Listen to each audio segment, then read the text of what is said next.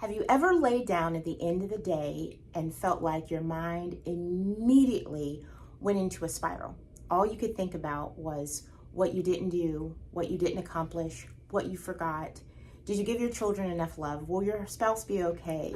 Will your partner be upset with you because you weren't able to come through with this? Have you failed? Mom guilt, all the things come rolling in. That can be a common experience and a sign that the shame and the guilt that you're feeling might be more toxic than healthy. I'm Dr. Sharice Johnson, a licensed clinical mental health therapist and the founder of Jade Integrative Counseling in Charlotte, North Carolina. And I want to take a moment and really help you identify the difference between healthy shame versus toxic shame. We all have moments where we do something or say something, speaking to myself here, that we rethink and wonder, did I make a mistake? Or I feel bad about this. This doesn't match who I am and what I believe about myself. That's a form of healthy shame. When you can acknowledge that there was a situation or a circumstance and you feel like, I didn't show up the way I would like to, and it may or may not have caused someone else harm. Not always, but it's that common place of, I didn't show up in a way that matches my level of integrity and what I want to believe about myself. So healthy shame is motivating.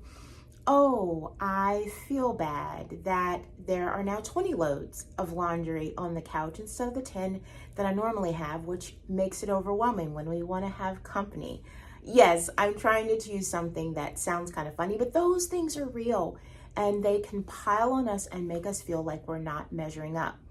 Healthy shame, getting back to the point, will motivate you to go, okay, let me create a plan. Healthy shame will activate you to being able to move forward, but not feeling like it's a part of your identity and that you failed or everything is falling apart.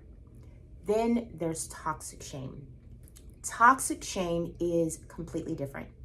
Toxic shame, when it is in your life, can lead to things such as ruminating thoughts. So that time that you spend at the end of the evening or any quiet moment that you get, and you're running through your list and running through what you've said and running through what you've done and all the things that make you feel guilty and afraid over and over again, that make you feel really low and sometimes even disgusted with yourself. Another example of toxic shame being present in your life is a dysregulated mood, meaning that you find that you have lots of highs and lows within any given day.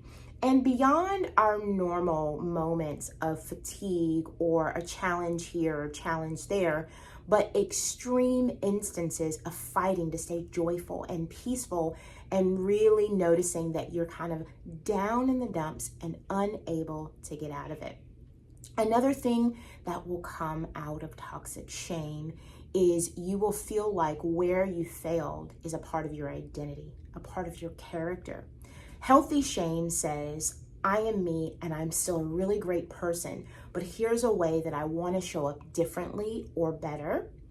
Toxic shame says, I am a terrible person, a terrible mom, a terrible woman, and I have not accomplished things in the way that I want to, and it's my fault. Take inventory of where you find yourself on any given day. I want to give you one key tip. If you see yourself moving away from healthy shame and into toxic shame, first, remind yourself that you can always work your way back in the other direction. You can do this by asking yourself a simple question such as, how can I turn this into a plan instead of a problem? That allows you to move from feeling like it's going to spiral you and lower you down to being able to help you move from thought to action, get motivated, and experience some success. If you're in a place where you are listening to this or reading this and you're saying, it's me, I'm the one who has felt like I have been in a spiral of shame, I want to let you know, 1, you matter. 2, all is not loss. And 3, be compassionate to yourself because I unequivocally believe you're doing the very best that you can. Hang in there. life is hard, you're doing your best,